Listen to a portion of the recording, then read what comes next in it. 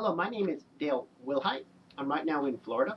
If you want to find anything about me, go to MySpace, Facebook, or Twitter, where I have accounts. I'm sorry for the video that it's not very good, but it's the audio part of this that really matters the most.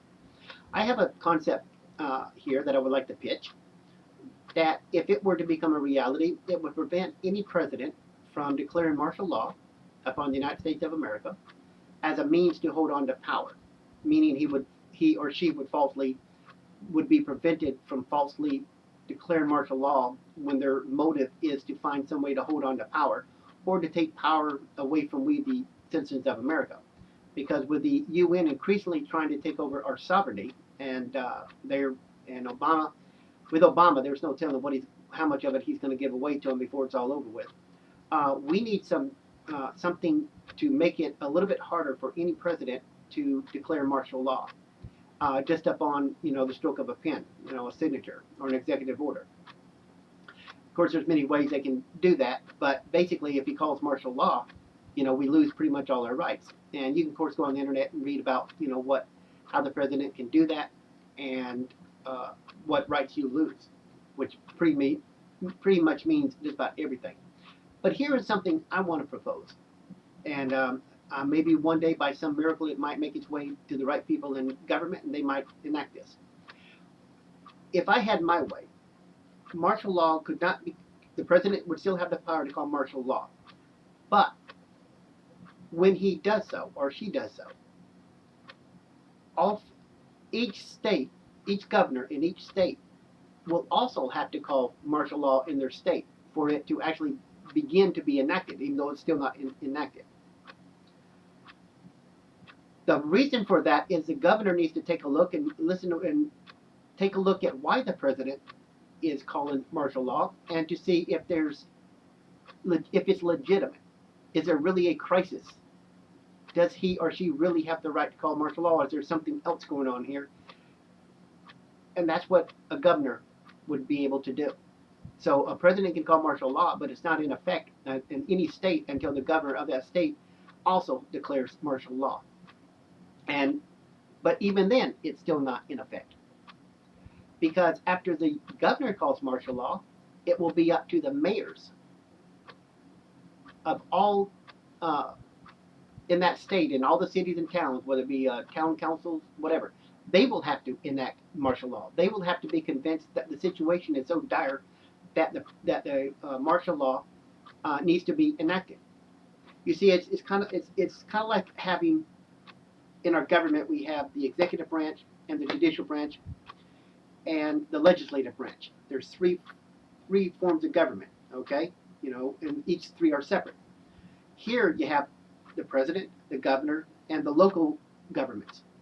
Three different branches, okay? And these three branches would help make sure, and would be a good way to make sure that any president that calls martial law is doing so for legitimate reasons and can't just do it for a reason, again, like I say, maybe of trying to hold on to power or maybe trying to take our freedoms away. Because I think we're starting to learn here in America that we can't trust these.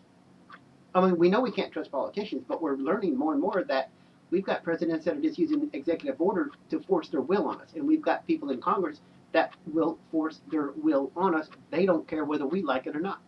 They just don't care. It's about them and their agenda. So just like we have the three branches of government, we also would have a mechanism here that would prevent one person in the White House from declaring martial law upon his or her own prerogative. You have to go to the governors, and the governors, let's say this, President Obama calls martial law. I'm the governor of Florida. Well, okay, I'm going to head back to my office, and I'm going to take a look, and I want to see why are you calling martial law?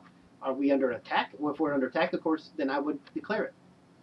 If there's something there that's obvious, or did the president wake up one day and say, I'm going to call martial law, and I'm going to come up with something phony and so I can hold on to power and get control, so I can hold on to power.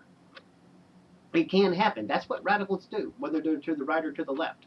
When they get into power, they're always thinking of some way to hold on to power, and they'll lie, they'll cheat, they'll steal, they'll even kill sometimes to hold on to that power because it's so intoxicating. That's all I'm simply trying to say. If Obama called martial law, I'm the governor of Florida, then I'm going to take a look and find out whether it's a legitimate or not. And if it is, then I will declare martial law. But then the mayors of Jacksonville, Miami, Orlando, Tampa, Pensacola, Destin, Fort Walton Beach, Mary Esther, Panama City, Port St. Joe, Weewha, they will also have to call martial law in their communities. The counties would probably have to do the same thing, countywide. They have to say, okay, yes, the president has a legitimate reason. And that would be a good mechanism to prevent any president from abusing his or her power as with the ability to call martial law over the entire United States. It probably won't work exactly as I stated, but it's a good mechanism to prevent an abuse of power. One of the greatest dangers to our freedom is having too much power in one place and letting one particular person have too much power. Back when Bush was president, the liberals were screaming and yelling about the fact that he's going to call martial law and he's going to take everybody's freedoms away. Well, it didn't happen. So if liberals believe that about Bush, then they should like my idea here. And of course, another reason why I say this is because that talk show host Bill Maher has himself claimed that we need a dictatorship in America, and he wishes Obama was that dictator. See, so there are people in this country here who would like to see a dictatorship. And we could face that possibility with the UN continuously trying to invade our countries. What I'm saying is what I believe they're trying to do by claiming that we should have to bow before the World Court and we should have to obey basically their mandates, their laws, new laws, and that their UN Charter supersedes our Constitution. That's basically what the UN states. And we have to make sure that no president can get rid of our Constitution or can call martial law and just like that, it's in effect.